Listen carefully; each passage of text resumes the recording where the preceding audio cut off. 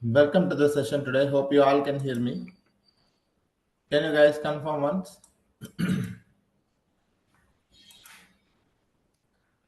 Are you guys able to hear me? Yes, we can hear. Okay, great. So let us start the session, guys. So if you remember, in our previous sessions, we have seen the data processing systems such as the data proc as well as data flow. And today we are going to start with one more interesting service, that is Composer. You can also call it as the Airflow or Composer you can call.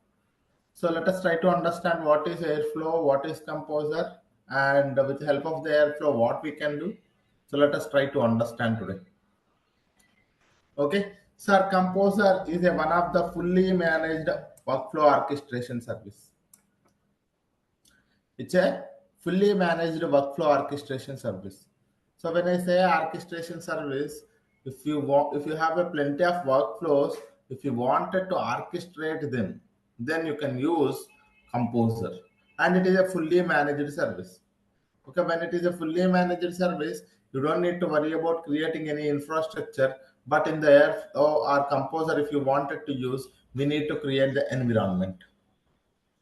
Okay, sir, it is a fully managed service and it is a workflow orchestration service. Sir, Composer is based on the Apache Airflow. Apache Airflow is an open source platform designed for creating the pipelines, scheduling the pipelines, managing the pipelines, monitoring the complex workflows. So that is the reason it is called as a managed airflow service, also called as a managed airflow service. So if you can see here, Composer is a fully managed workflow orchestration service. Why it is called workflow orchestration service? It's because with the help of the Airflow or a Composer, you can create the workflow. We can schedule the workflows. We can manage the workflows. We can monitor the complex workflows also. So that is the reason instead of calling all of these things, they usually call it as an orchestration service. So with the help of the workflow orchestration service, you can create a pipeline, schedule a pipeline, manage a pipeline, monitor the pipelines also. Okay, so that is the reason, because the Composer is based on the Apache Airflow. So Composer is also called as a managed airflow service. Managed airflow service is that in on-premises, if you go for Apache Airflow, you need to take care of all the infrastructure. But in the Composer, so Composer is something like a fully managed Apache Airflow service you can think of. It's a fully managed Apache Airflow service. So that is the reason here you don't need to take care of the infrastructure. Okay, so that is the reason if you wanted to work with a Composer, we don't need to create any infrastructure, but we need to create the environment. I will show you how to create the environment. But if you wanted to understand what is Composer, sir, if you wanted to create a pipeline, you can use the Composer. If you wanted to schedule the pipelines also, you can use the Composer. If you wanted to manage the pipelines also, you can use the Composer. You can monitor the pipelines also, we can use the Composer. Okay, Composer can be used for all of these four activities. Instead of calling all of these four activities, people usually call it as a workflow orchestration service. People usually call it as a workflow orchestration service. It does mean that creating, scheduling, managing, and monitoring. Okay, so that is what is the reason of workflow orchestration service. It is called. Okay, sir, what kind of a tool it is? Sir, if you wanted to work with the Composer, Composer is a coding-based tool, sir. Here we are going to use the Python to create the workflows. Sir, I wanted to create the workflow. What I have to do? You have to write the Python code. Sir, I wanted to schedule the pipelines. You have to write the Python code. You have to manage it or monitor it. Everything doing the Python only we are going to do it, sir. So that is the reason it is a coding-based tool. Okay.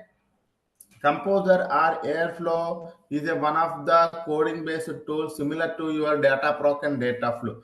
In the data proc and data flow, how we have used Python, similarly in Composer also we are going to use Python to create the pipelines or schedule the pipelines.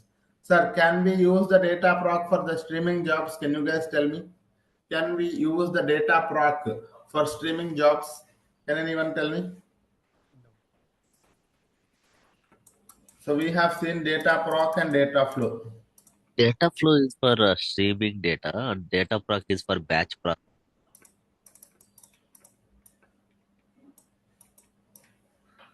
So both data proc and data flow, we can use it for the streaming, guys. First thing. Oh, Okay. Okay. So it's not like data proc does not support the streaming. So no, data proc and data flow both supports the streaming. So in data proc and data flow, we can write both batch data processing. We can also do the streaming data processing as well. But in the Airflow or Composer, we can only write batch data pipelines. We cannot do the streaming. Streaming cannot be done. Okay, here we can only do the batch processing. In the data proc, we are using the Python. In data flow also, we are using the Python. In Airflow also, we can use Python. Because Airflow can only be used Python, we cannot. Because if you wanted to see data proc, you can use Python, Java, R. Here also Python, Java, R. But here Airflow only Python. You cannot use more other than Python. Only Python language you can use it here for creating the pipelines or scheduling the pipelines. Okay. So that is what this means is that here we can only create the batch pipelines. You cannot create the streaming pipelines. No streaming pipeline support for the Airflow. Okay. So that is what. Sir, here usually as per the Airflow terminology, a pipeline is called as a DAG. A workflow is called as a DAG. A workflow, or usually I will write one more point here. Workflow or DAG or pipeline,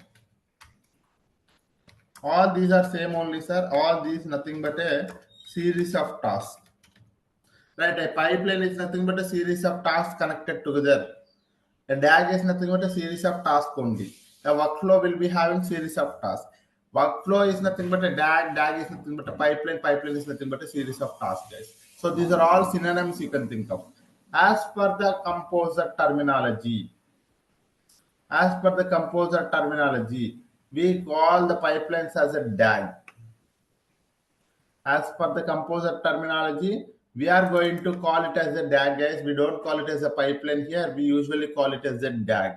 A DAG is nothing but a directed acyclic graph. Directed acyclic graph. Okay, so there is a definition for that also. Let me gonna tell you in a bit, but try to look at it here. As per the Airflow terminology, a pipeline or a workflow is called as a DAG. A DAG is nothing but a directed acyclic graph. Okay, so that is how it is. Common use cases for the composer is that composer can be used for creating the data processing pipelines, scheduling pipelines, ETL workflows, automation of routine tasks, infrastructure automation. So all of these things can be used for Composer. If I wanted to do all of these activities like data processing pipelines, if you wanted to create it, or scheduling pipelines if you wanted to create it, or ETL workflows if you wanted to create it, or if you have some routine task you wanted to automate it, or you have an infrastructure you wanted to automate it. In all of these scenarios, we can use Composer. Okay, so Composer is a workflow orchestration service. It is fully managed. It's a fully managed workflow orchestration service. It is based on the Apache Airflow. It is an open source platform. So Apache Airflow is an open source platform, sir. Anyone can use the Apache Airflow because Apache Airflow is an open source platform for design for creating, scheduling, managing, and monitoring the workflows. Sorry. Okay. So yeah, Airflow or a Composer is a code basing tool. Here we are going to use the Python. We can only do the batch pipelines. We cannot be able to do the streaming pipelines. As per the Airflow terminology, a workflow or a pipeline is also called as a DAG. So hereafter, we are going to call it as a DAG only instead of a pipeline. A DAG is nothing but a directed acyclic graph. So in a composer, we are going to create the DAGs. Okay, for creating the pipeline. Okay, if you wanted to create a pipeline, you actually create a DAG. Okay, you call it as a create pipeline. Instead of create pipeline, you call it as a create DAG. Scheduling DAGs, managing DAGs, monitoring DAGs. So that's what you do. Okay, and the common use cases are these ones. Okay, the main important thing is that two things I wanted to tell you guys. How to create the composer environment is one thing. I wanted to tell you two things. How to create the composer environment. Composer environment. That is one question. And how to create the DAG is second question. Okay, how to create a DAG. Once created the DAG, how to submit the DAG, how to submit DAG to environment so that your pipeline DAG to environment, whenever you submit it, right, the in the environment your DAG is running. So these are the three activities. If you know, so that is where you are going to understand about the composer even more. Okay, so what is composer, sir? We already know that the composer is a workflow orchestration service. With the help of the composer, we can create the DAGs, we can schedule the DAGs, we can monitor the DAGs, we can manage the DAGs. Okay, so it is a coding based tool. Here we are going to use the Python only. Here we can only create the batch pipelines, we cannot create the streaming pipelines. So let me tell you, the very first thing is that how to create the composer environment. Then we will take one of the example to one of the use case or a scenario to how to create the DAG. I will tell you. And after that, we will submit whatever the DAG that we have created to the composer environment, so that the DAG will be running in the composer environment. We will also monitor it. Okay, so these three things we will see it, sir, now. Okay, first thing, I will go to the Google Cloud Platform and I will try to create a DAG.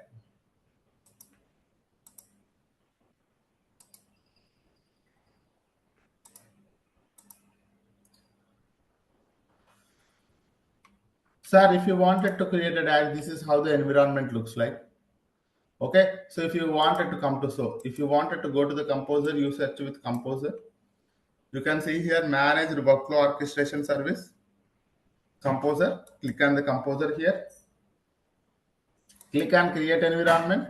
So there are two types of composer. Composer one, it is going to be end of support. It will be removed, guys, in few more days or few more months. The composer one will be removed, and you will be having only composer two, which is auto scaled airflow version 2. Click on the composer 2 if you wanted to create an environment. So you can say here, you can provide an environment name. I'm going to provide the environment name as demo environment. You can select a proper location. I'm going with US Central one. Image version, you have a multiple versions are there here. So Composer 2.7, Airflow 2.6. So these are the two versions that you have. You can select any of the version. The service account, it is going to be using the service account. This one, if you wanted to create a new service account also, you can create it, or you can use the existing service account and grant the permissions. Click on here and click on grant here. Okay, I'm going to use this service account. Click on grant here. So we need to grant it. Once the grant is done, so here as per the composer environment resources, so here we have small, medium, large and custom. So you can select the resources accordingly. So the scheduler, triggerer, web server, and all of these things. So let me gonna tell you the composer architecture first. Then you can understand what is the scheduler and all of these things. Okay, in a 5 minutes, let me gonna explain you the composer architecture, guys. So very simple architecture it is.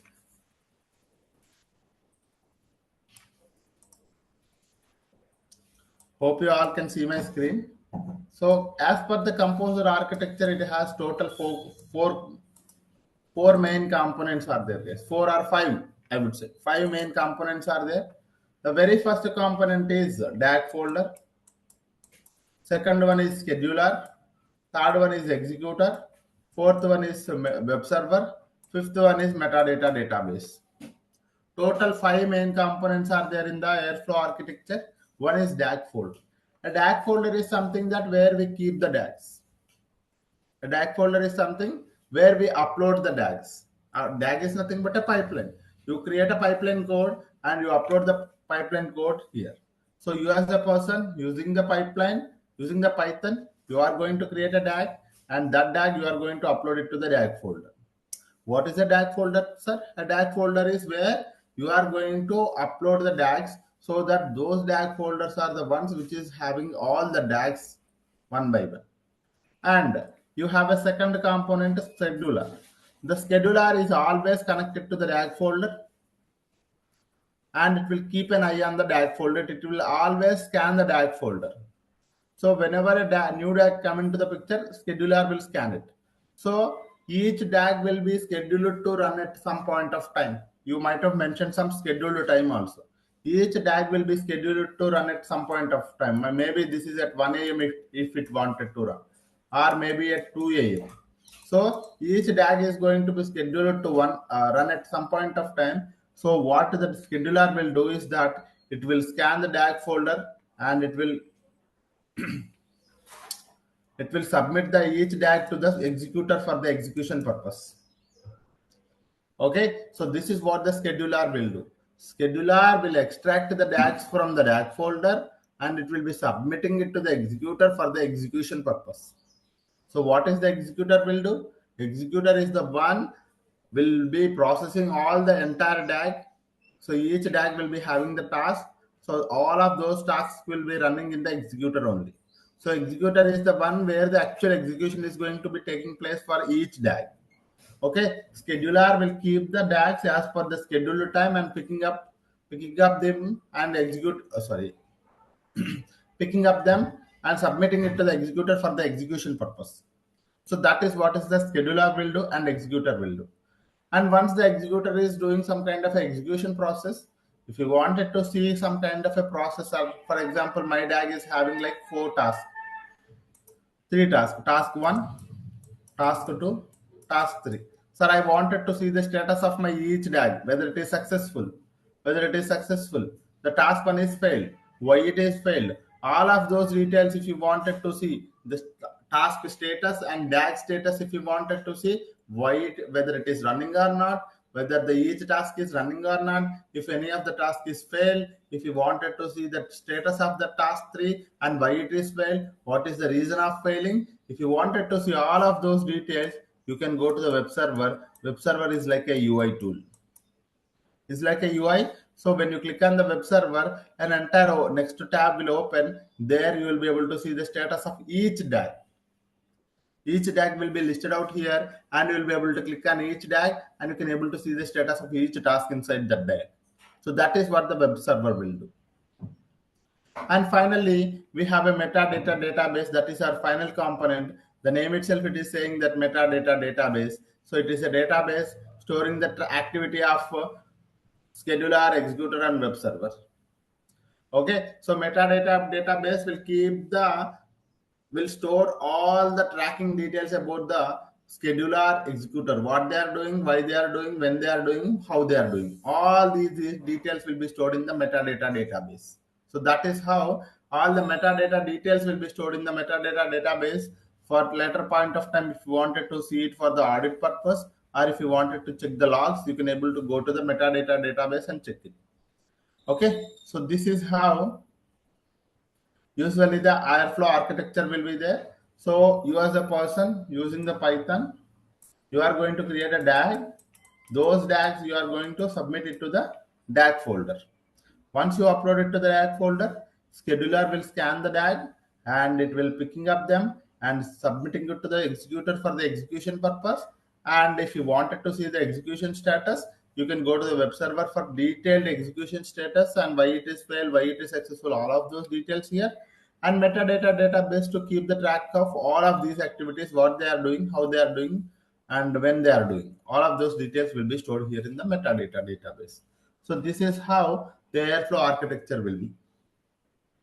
Okay, here we have DAG folder, scheduler, executor, web server, and metadata database. Okay, do we have any question here, guys? Do we have any question? Sir, per file we will create separate scheduler, or one scheduler can It's your wish. So support. that's what. So, sir, I might ask my dad, sir, I have a very huge number of dads are there. I wanted to go for the one scheduler today, but no. A later point of time, I see that I wanted to go for two schedulers. You can go for the medium environment or large environment with two. And if you wanted to customize the environment, also you can mention it. 2 or 5 or 10 also you can go for schedulers. So as per your requirement, you can change it. For now, we are going with the one scheduler, one triggerer, and one web server. With this web server, all the time web server will be only one. But the thing is that the configuration you can able to change it. For now, I am going with these things only.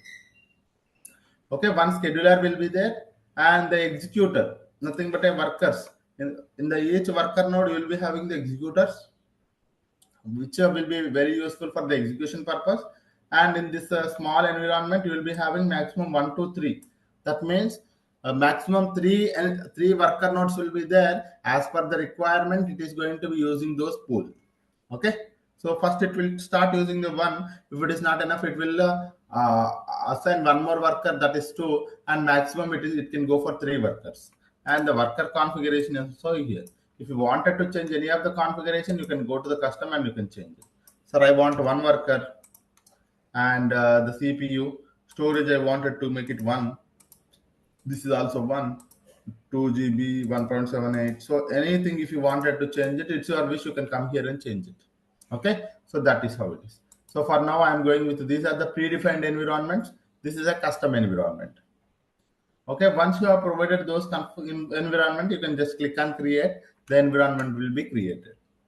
Okay, so you provide the name, location, the image version, and select the proper service account also.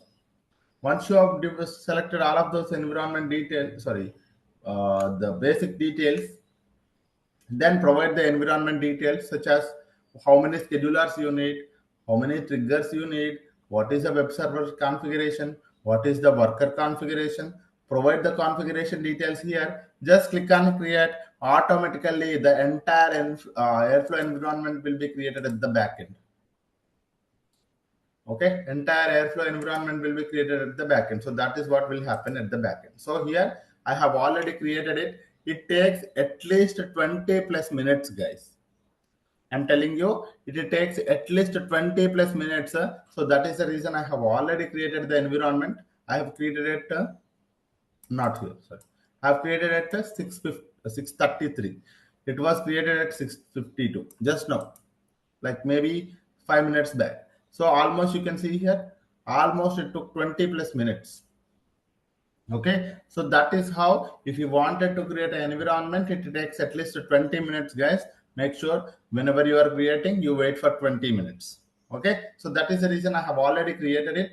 You guys look at it here. This is my environment name, the location of my environment, the composer version and airflow version, created at this time, updated at this time. I told you airflow web server will be the next. So when you wanted to see the web server, you click on it here. So the entire new tab will open for the Airflow web server. What is a web server, guys? Can you guys tell me what is a web server? It's a It's a GUI business logic. screen where we can see the process of Correct. So it's like execution. a user interface tool where you wanted to see status of each DAG, which task is running, which DAG is running, all of those details if you wanted to see it. So Airflow has given one of the DAG for sampling purpose. Okay, so they have given, so Airflow has given one of the DAG for sampling purpose. So this is one the DAG. You can see here it is a DAG. So how many DAGs we have? Only one DAG, which was given for the sampling purpose. The owner of this one is Airflow only. You can click on this DAG. So this DAG was scheduled to run at every 10 minutes. So here it is, guys. So this is how it runs. Okay, so here you will be able to see the runs. Okay, so here we have only one task. Echo is the only one task. So it ran at 10 minutes before, and it ran just now again 10 minutes. So every 10 minutes, this particular DAG is going to run. When this DAG is running, all the tasks inside the DAG is also going to run. Okay, so we have only one task is there, that is echo. Okay, this is how the interface for the DAG looks like, guys. I'm telling you, look at here. It's a very, very easy interface, but people are unable to understand it. So if you wanted to see the number of tasks, this is how the task. So there are 3 views if you wanted to see your task. One is grid view, one more is graph view. Sir, where do we create that Python script, sir? I will show you. Okay, Yeah. we will create it, yes.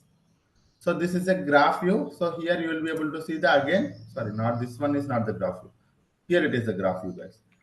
Okay, they made it like this. Earlier, the entire window will open for the graph only. Yeah. Okay. Anyway, so this is how the graph view looks like, guys. So in the graph, you will be able to see the task. So you have only one task, and it was successful sometime. And one more thing is that you can use calendar view also. So there are 3 views: grid view, graph view, and calendar view.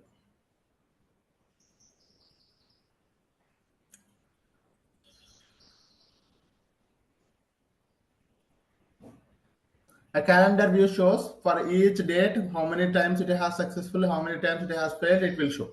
Okay, so on the Thursday, this particular particular DAG was successful 2 times. You can see here. Okay, so that is how it is. And this is how you have a grid view, graph view, and calendar view. Most of the times we will be using the grid view only. Okay, so you can see here green color coding is there. The color coding descriptions also here. The dark green color means successful here. Hope you can see here. And when it is red color, that means it is failed. Hash color means queued, skipped. All of these details are here. Up for retry, upstream failed. All of these details are here. Whenever you see a different color, that means it was failed, or it was up for retry, or it was skipping, or it was restarting. So all of those details are here. If you wanted to see the color coding, you can able to see it here. Okay, so that is how. For now, it is a dark green color. It got successful both the times. Okay, sir. Now I wanted to see the code for this particular DAG. Sir, this is a DAG from the Airflow. Sir, I wanted to see the DAG of the particular code. Sorry, I wanted to see the code of this particular DAG. So you can click on code here. You have the code option here, right? You can click on this code option here.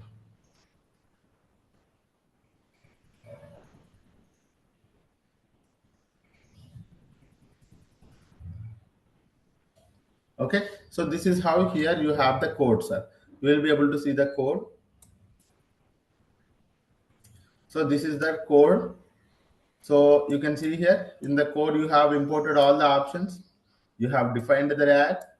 There is only one task is there. I told you, right? So only one task. The task name is echo. You can see here echo. So that is how we will be creating one sample DAG, and you will also be able to see this one. Okay. So this is how a simple DAG looks like, guys. Okay. So this is how the interface for the web server looks like. One question, Rahul. Yes, please. So let's say I have one scheduled job. Okay, I have created that in this DAG. Okay, it comes at every 1 hour. Okay, let's say in case of any failure. Okay, uh, do we have any mechanism to send that alert to that our configured emails Correct. here? Yes. So in the Airflow, you have a Airflow email trigger alert is there. So whenever you wanted to trigger a email, if something is failed, so that is Okay. built into the Airflow already. So you can actually search with email trigger. That is built in. Most of the people will be using. Even when I was working, also I have used that one. So email Okay. trigger in Airflow. So that is one just snippet of the code you can add. So email notification. So you can do the email configuration. So here it is. You just have to mention the backend. So you can use this one so that you can mention the email details and to whom you wanted to send. Just mention it, these details. That's it. Automatically, it will send the email. Okay. So will it? I mean, do we need to give any permission? Let's say this is a separate server, For right? sure. But our Yes. emails are in our Correct. So company when you are LAN working server. with an Outlook or when you are working with all of those things, for sure, whatever the because those are the premium accounts that you guys are using. For Yes. those premium accounts, you need to have a proper access to that. Otherwise, you Okay. cannot be able to send it. You need to properly provide the credentials, admin credentials, and Okay. you need to allow the access. Then only you can able to send the emails. So that is what is something that is very important. But what happens is that, so in the company, Airflow, when you are using, that means you have Google Cloud account. That Google Yes. Cloud account you are using, that means it is a already created with all the configuration with the Outlook. You, Okay. that's nothing but an email account. So Mm. if you are using the same email, you will be able to get the alert to you only. By default, to you will get it. Okay. But if Yeah. you wanted to send it to some people, in that case, you need to create a list of those people and create that as a template, and then you can send it to those people as well. Okay. Okay. Thank you.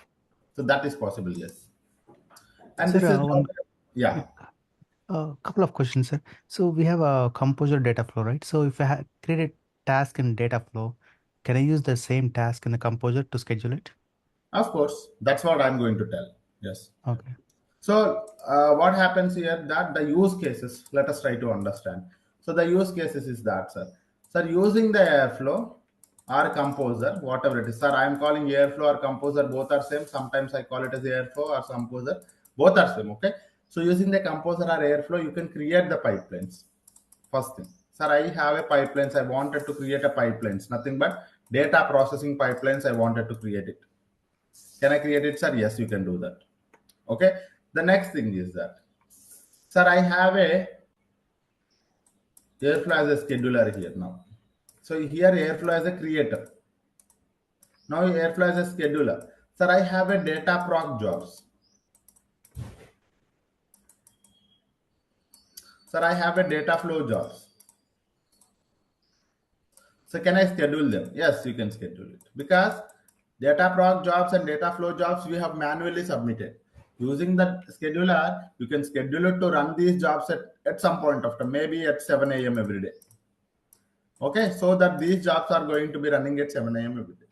Okay, you can schedule these jobs, all of these jobs, airflow jobs, data flow jobs, not only these things. If you have some Python notebook, sir, I have a Python file.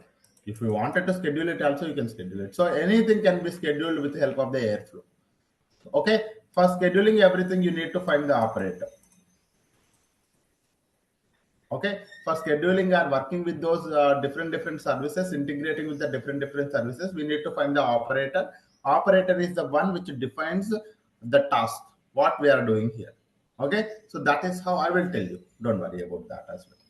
And similarly, creator and scheduler, and whatever you are doing, you can monitor in the web server. So whatever you are doing, sir, I am doing all of these tasks. You can monitor in the Airflow web server whether they are running it properly or not. If it is failed, what is the error? Okay, if it is error, you will be able to find. Again, you go to your Python code. You again fix the code and you again submit it. Again, it is going to be running. Okay, so this is how Airflow as a creator. Airflow as a creator, you can create its own data processing pipelines. Airflow as a scheduler. So someone has, I mean, some data processing system I'm using, and there I wanted to run the pipelines. If you wanted to run it a scheduled fashion, you can do that as a Airflow as a scheduler. So data flow jobs or data prompt jobs or a Python jobs, if you wanted to run, you can use the Airflow as a scheduler. Again, for those things, whatever you wanted to do, for every task, there will be a operator, guys. We need to find the operator for that. I will show you. And if you wanted to monitor all of these activities, Airflow as a monitor, you can use the web server UI to see the errors or if it is running properly or not, and all of those things you can able to see it here. Okay, so this is how Airflow works. Is it clear, guys? Sir, one more question, sir. So since this Apache is a separate company, it's not tied to Google Airflow, can we use this? Can we deploy this in multi-cloud? You can deploy it, of course. You can do that. So it's already available. Right? It's already available in the AWS also. Yeah. Managed Airflow service. They call it as a managed Airflow, MEAW. Managed, sorry, managed workflow service or MWS or MEAW. I'm not sure. Managed Airflow service. I think MEAS. So that is called as AWS. In AWS, they call it as a MEAS, Managed Airflow Service, I believe. Okay, so you can go there. Okay, that's already available in the multiple clouds. The airflow is already available in the multiple. If something was outsourced and it is commonly used by plenty of the people, all of these cloud platforms, it's directly use the source code and they deploy it on their own cloud, and that is they mention it as a fully managed. So that's how the airflow is available now. Okay. Okay. Thank you, sir. So Now, sir, I this wanted to create a code. Sorry. will be charged for this airflow service also, right? For I mean, whatever the service you are using, it's not free. Okay. okay, so every Whatever service will have some. every service, whatever you are doing. So Airflow is of open source. That's a framework is of open sourced. But the thing is that for your environment, you might have given the cluster details. This is a scheduler details. This is my worker details. So whatever the configuration or resources that you are using, those resources are costly. You have to pay the money for that. Okay. Sir, follow-up question, sir. So when you use data flow versus Composer, I think Composer will charge the less money, right? Because it's all hidden to user and running. It's not like that. It's not. I mean, I'm not totally sure about the cost, whether it is higher, whether it is less, but it totally depends on the time that you are using. Okay, the amount of time and the number of resources that you are using. Okay. Okay, understood. Thank you. Now, so let us try to create a small job. Okay, so I'm going to so that you guys can see it out. So now I will be locally creating my Python job. So nothing but it's a Python code tool, right? 1 minute, guys.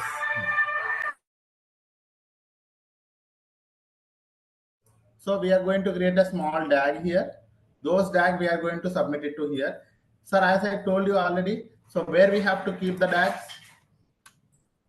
Where we have to keep the DAGs, guys?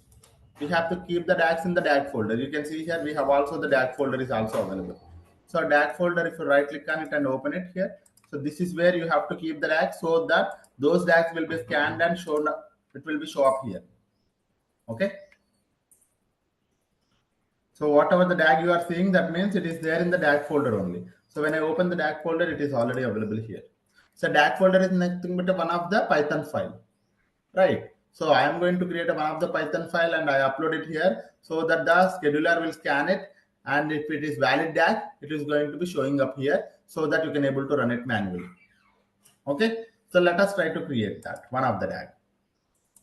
Simple DAG, let us try to create it. So for creating it, I am going to the local machine, click on file, click on new file. I wanted to create it as a dag1.py. I wanted to just create it as, just wanted to give a proper name, dag1.py. Okay. So now I'm going to mention it on the desktop, click on create file. So this is how it is, guys. So any DAG, if you wanted to create it, there are 4 steps. One is import modules. Second step is define the DAG. Third step is define the task. Fourth step is define the dependency. Okay, so these are the 4 steps will be there whenever you wanted to create a DAG, guys. So let me gonna tell you, let us try to create a DAG. So first thing, whenever you wanted to create a DAG, these are the 4 steps that we need to follow. These things are not opening, I don't know why. Okay, 1 minute, guys.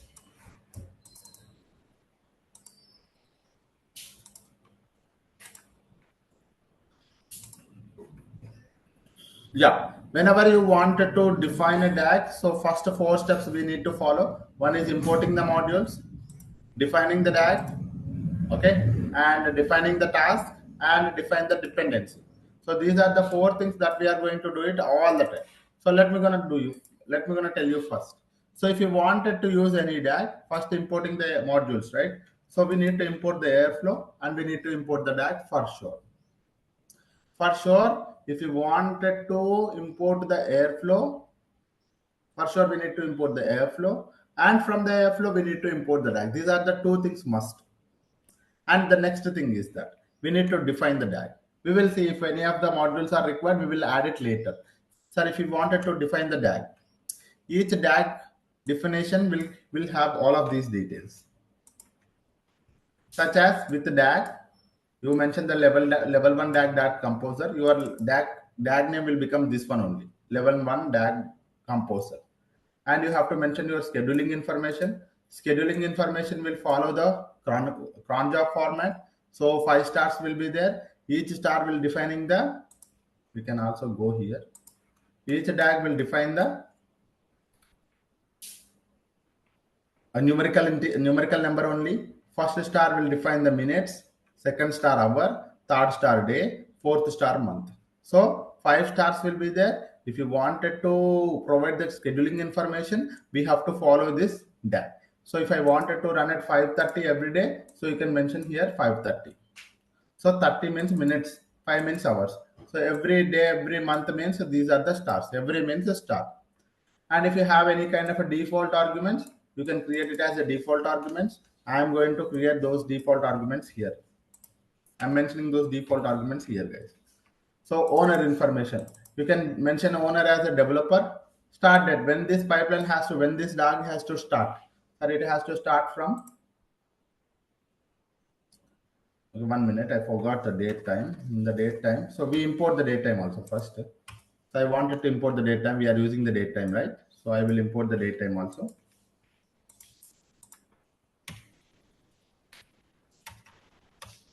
Date time.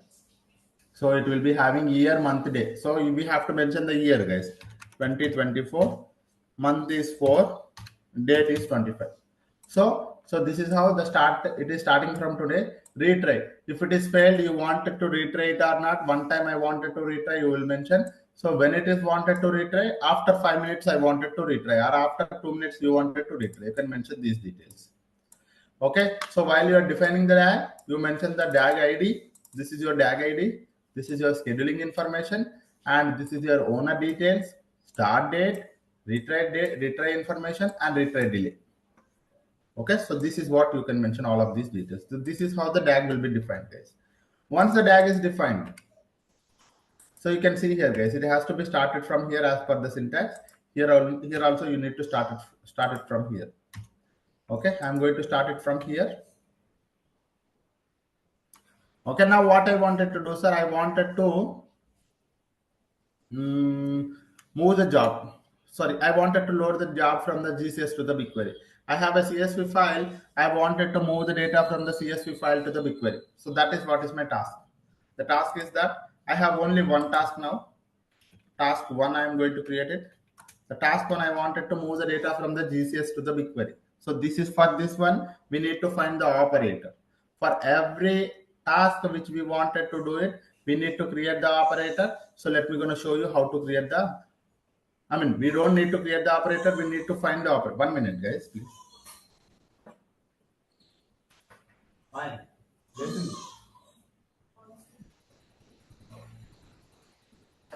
Sorry. So for defining the task, we need to find the operator. Operator is the one which defines the task. So I will go here. So I will find, I wanted to move the data from the GCS to BigQuery. And you wanted to find the airflow operator. So you can search with that one. So GCS to the airflow operator, if you find it, you can able to see here this one. When you click on this one, you'll be able to see the operator like this. So whatever the operator that you wanted to find it, you can able to find it in the public documentation. You can see here, it loads the data from the Google Cloud Storage to the BigQuery. I'm going to use the same thing. So you'll be have here for more information of how to use this operator. Take a look at the guide. So I'm going to right click on it, open in the new tab, and it is already there. I'm going to copy this entire thing. See here, load CSV, GCS to BigQuery operator, task ID we have to mention, bucket, what is the bucket details, object details, destination, schema, right disposition. So I'm going to copy this entire thing. I'm going to put it in my notes. Okay. So this is how the syntax is not perfect as per the syntax. Oh yeah, this is how the syntax will be. Look at here, guys. So load CSV, I am going to use the GCS to BigQuery operator. If you are using some operator, you need to import it. So I'm going to import it here. Look at here. GCS to BigQuery operator, I'm copying it. I'm going to paste it here. Okay, so this is how you need to import the operator first. And now you are using the operator, the task ID. You wanted to move the data from the GCS to BigQuery example. Task ID, you can say task 1. task 1. And bucket name. So where is your file? Sir, my file is there in the Google Cloud Storage. We will take any of the file. Okay, so we will take any of the file. So I'll go to the one of the bucket. So let me take employee.txt. So let me take this one, sir. That is employee.csv. I need the employee.csv. Let me 1 minute, guys. Let me upload it one of the file here.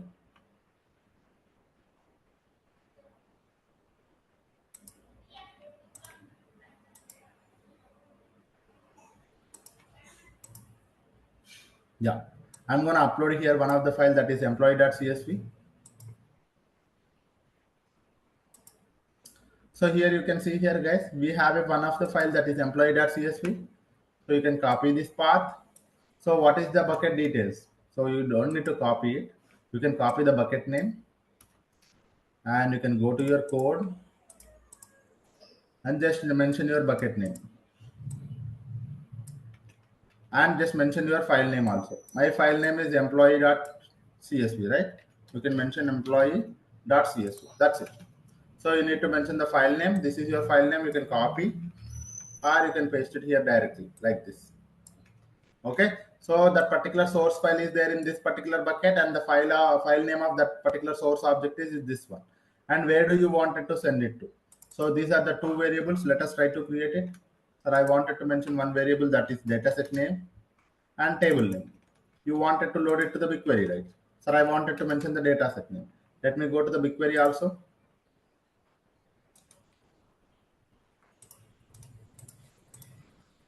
Let me go to the BigQuery also. I wanted to know the dataset name and table name. So I wanted to move it to this inside dataset. The dataset name is this one. Copy this one, come here and paste here the dataset name. And table name, your wish, right? So the table name I wanted to it as employee table. The table name I have mentioned it as the employee table. So here we have a destination dataset and table. You can mention here these details, dataset name and table name, the schema for that one. So you have to follow the proper schema. Let me open this file. So this is the file, guys. So employee ID is there, first name, last name, email, department ID, salary, joining date. All of these columns are there. We need to create a schema like this only. So as per this one, so name is equal to employee, first column name, that is employee ID, second column name, first name, third column name, last name. So such that we have to create the schema, guys. So I have already created the schema. Let me gonna upload it here. The schema creation is very easy. Let me gonna show you now. So this is how it is, guys. So as per your this one, you can see here we have a employee ID, first name, last name, email, department, salary, and joining date. So all of these details are here. And as per that, you need to provide the data type and mode also. Data type I have mentioned all as string only, and mode is also I have mentioned all are nullable. So this is how we need to create the task, guys. This is how we need to create the task. A task is load CSV. If you wanted to give some more name also, task 1. So that is also fine. So the operator it is, this operator is the defines this all of these tasks. And for this operator, we need to provide all of these parameters. One by one, we have to provide it. Task ID, bucket name, source object name, project details and dataset tables, and schema fields, and right disposition. Once you have mentioned it, so that if you have only one task, you can mention the task dependency or not, it's your wish. But when you have a one more task also, you need to use the bit shift operator, and you have to use the task 2 like this. Because once task 1 is completed, then the task 2 will start. That is what it does mean. Okay, so now we have only one task. I am going to leave it like this. Okay, so this is how you have to create the code, guys. This is how you have to create the code. Okay, sir, if assume that I have a one more file also, task 2. I have a one more file. Similarly, I have a one more file that is department.csv. Assume that. Sir, I have a one more file is also there in that particular bucket.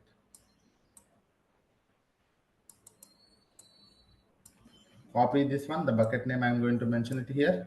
So I'm going to do it as a task 2. I'm going to do it as a task 2 here.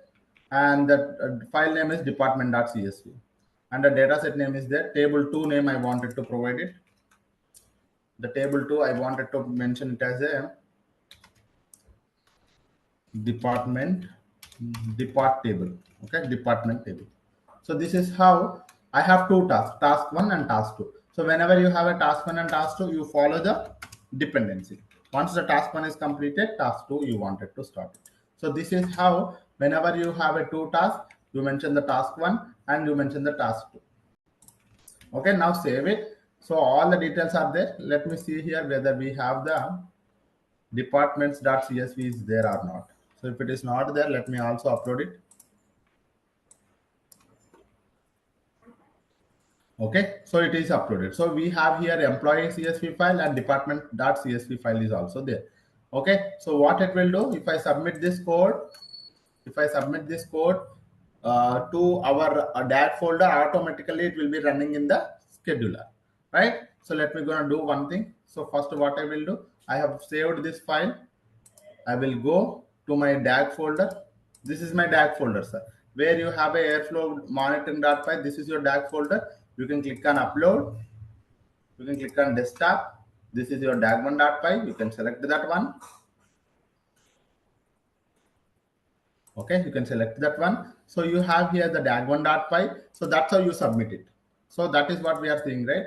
So we first created, sorry, I think I might have deleted that. Yeah, anyway. So first we created the DAG.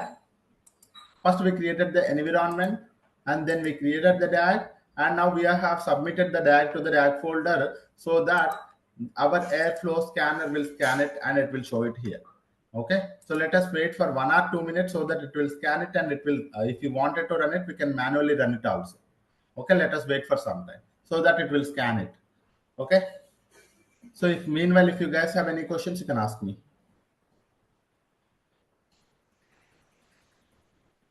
So when the new DAG file is created, that Airflow will automatically scans Scan that it. and everything. Correct. It will automatically scan it. Whatever there that is there in the DAG folder, it will be scanning it and it will showing up here. Okay. Sir, usually, what is the timeout for this execution? Like if there is any huge file which we need to read and process it and execute, performing something, like is there any timeout to also set? I think there will be a timeout. I think it will be there. If it is failed, it is failed, guys. So it doesn't wait for anything. So if it is failed, it's failed. The DAG failed. If for example you have a DAG, so this is the DAG that we have created. Even task 1 or task 2, anything is failed, it's failed. That's it. There's no timeout. Okay, it's failed. It's failed. You can run it one more time. And the next second itself, you can run it one more time. But when you mention retry, so that means we have mentioned here the retry. So retry once, and when we are retrying it, after 5 minutes, we are retrying it. So it's your wish whether you wanted to retry it after 2 minutes, 3 minutes, or 4 minutes. Also, you can mention that. So this is how the retry works. But once it is failed, you can run it all. So, sir, it depends on hardware also, means in our laptop or any hardware? No, nothing is required. So automatically it is using the resources to compute your DAG. So it does not use any of our laptop resources. It is the Airflow is a managed service. So you can see here Airflow will be using the resources of that particular environment that we have created. This environment with resources will be used. If you wanted to just create the code, you can create your code in any of the notepad or editor or anywhere. Okay. Yeah. Look at here, guys. The DAG is scanned. See here, it is not transact so far. Click on your DAG. How many tasks we have? One task. Only one? Can you guys tell me how many tasks we have? Task 1, task 2. Two tasks are there, right? Now you are going to see it here. Task 1 and task 2. Sir, you wanted to see your code, you can go to the code and you'll be able to see the code also here.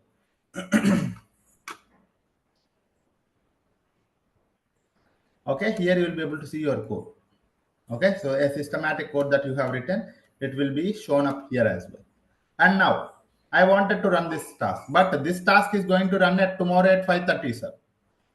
Today's 5:30 is done already. Tomorrow it is going to be run at 5:30. Okay, but if you don't want it to wait until that time, if you wanted to run it manually, you can run it also. That's also fine. So if you wanted to run it manually, You can run it also. You can click on this play button. So if you click on this play button,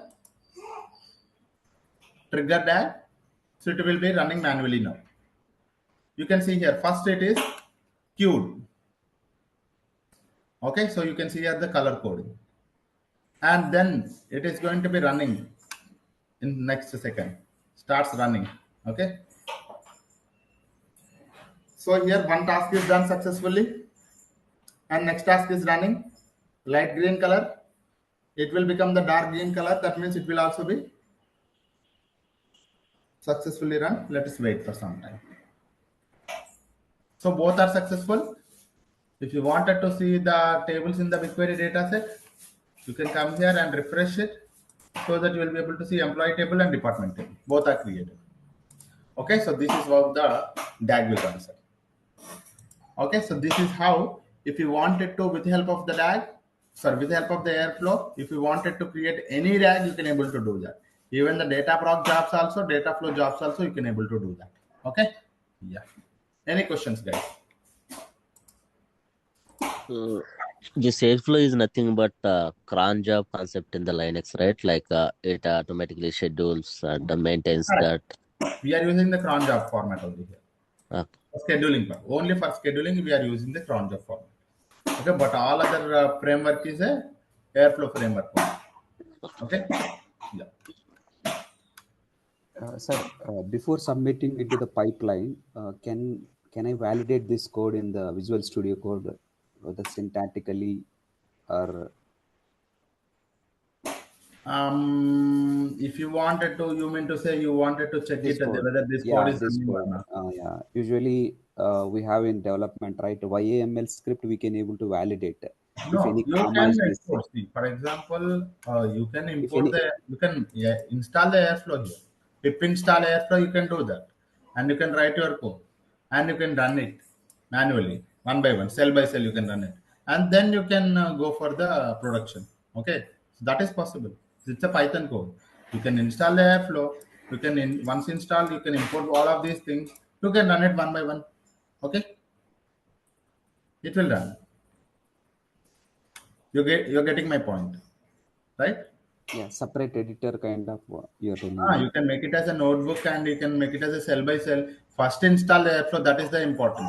Once you install the Airflow, this entire code, even you run single time also, it will run. Okay. Line by line in Python, it will take more time, right, to validate. Is there any other way? The No, you entire. can mention debug also if you wanted to see. These are all the Python coding only, right? So you can mention the debug code. You can mention whether this whether this task is failed or this task is failed. So you can mention your debug code and whether it is running, how much time it is taking. All of those things you can mention it and you can debug it. It's all Python. Okay, yeah. Sir, we need to debug as a separate code, and then only we need to import into the No, cloud, not like right? that. How this development will work, like usually in real time. Usually also this is the same thing, guys. So usually they will write the code. Okay, they will write the code, and once they have written the code, they will test it manually in the notebook. And once they have tested manually in the notebook, so how we have created the data flow and data proc job, if you remember, guys, data proc job. How I have told you. Similarly, they will write it in the notebook, and they will write it, and they will submit it to the Airflow. So wherever you go, right? So if you wanted to create a Python job, what do you do, sir? You wanted to write a Python code. You will write one line and you test it, and you go for the next line. You test it and you go for the third line. That's what you will write. Here also you can do that. You don't need to do it one by one, sir. I don't wanted to test it, but I am a very good at coding. You write your entire code and submit it. If it is failed, the DAG will fail already. Automatic. So even though you have any error in this particular DAG, it will not run for sure. First thing is that it will not import it to the scanner will not be able to scan it also.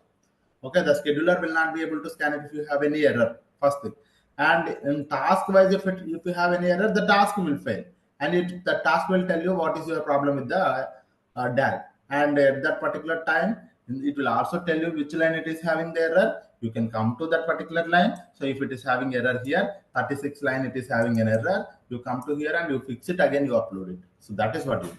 Okay. So anything is fine. Okay, it's all Python only, right? So however you wanted to write it, however you wanted to debug it or test it or run it or test cases, everything can be done. Yeah. Sir, sir, one last question. In the Yes. organization, who performs all these tasks, like Google, like a developer or Google data engineer? What do we No, call? data engineer only.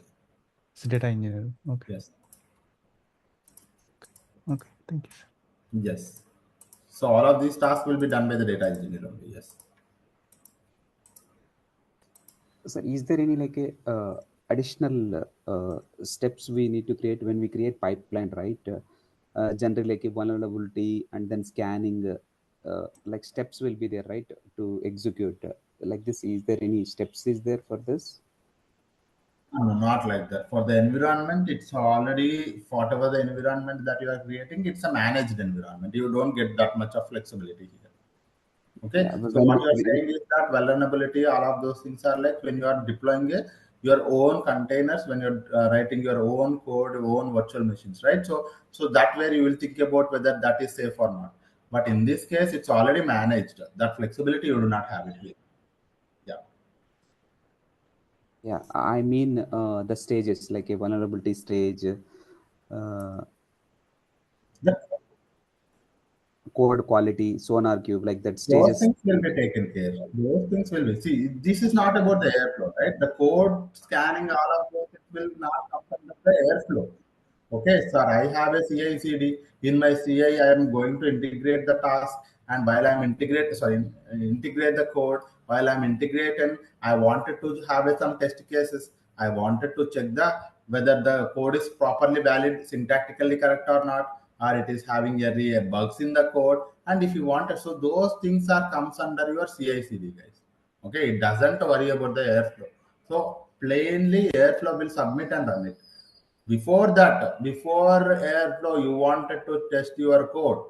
You wanted to test whether it is perfectly following the regulations or not. So those are comes under the CI and CD. Before CI, sorry, while you are doing the CI, you wanted to run some test cases. You do that.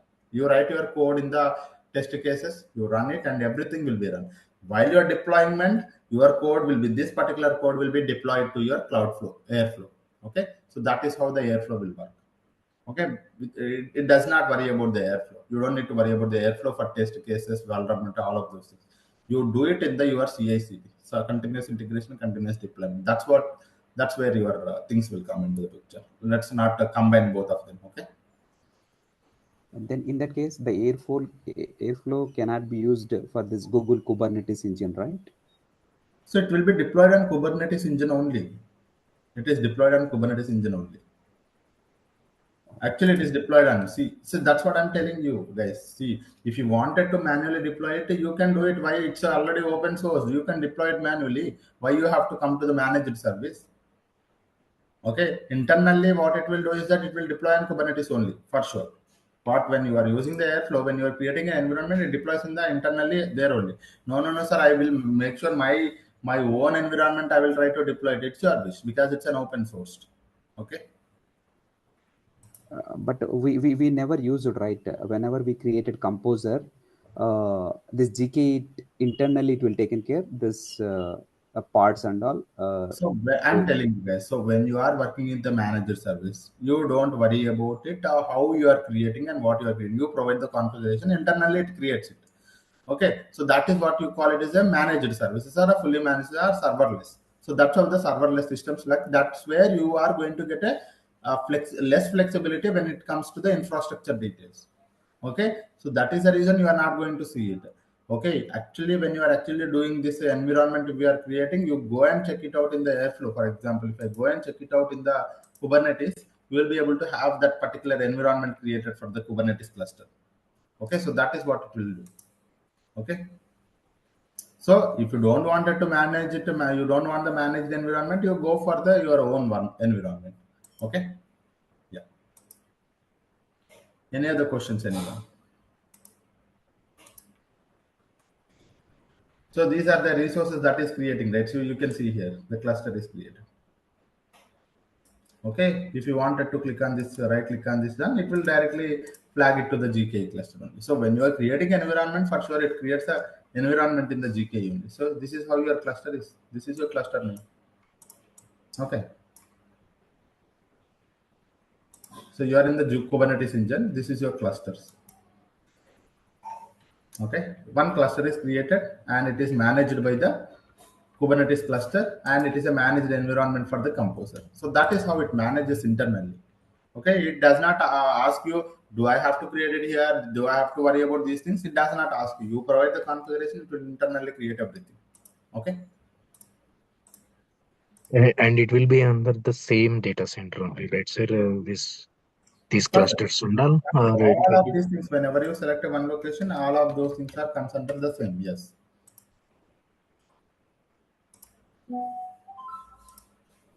This will be all infrastructure will be created when I am creating composer and Environment. selecting the region, right? That Asia something. So I told you, right? So while we have to creating an environment, when you click on create environment, you have to provide all of those details, right? You are providing all of those details. So that's the reason we have covered the locations concept, guys. If you are not aware of the locations concept, you will not be able to understand why we are selecting this location. Okay. So you go to the GCP locations concept, which I have told you, you will understand more why we have selected the location. What is meant by when we select the location, what happens internally when we select a location, this location. Okay. Yeah. So you provide the configuration here, everything. So this will be creating a Kubernetes cluster. So if you wanted to see, I think in the advanced also, not sure, it is not showing, but once your cluster is created, it is creating the cluster in the Kubernetes only. Okay. Okay. Thank you, sir. Okay. Okay, guys. Thank you all. Have a great day, and we'll meet tomorrow. Thank you. Bye-bye. Thank you all. Bye-bye. And don't forget to delete your cluster because it's a very costly, because Kubernetes clusters are very costly. So try to delete it so that when you are deleting it internally, it deletes the Kubernetes cluster also.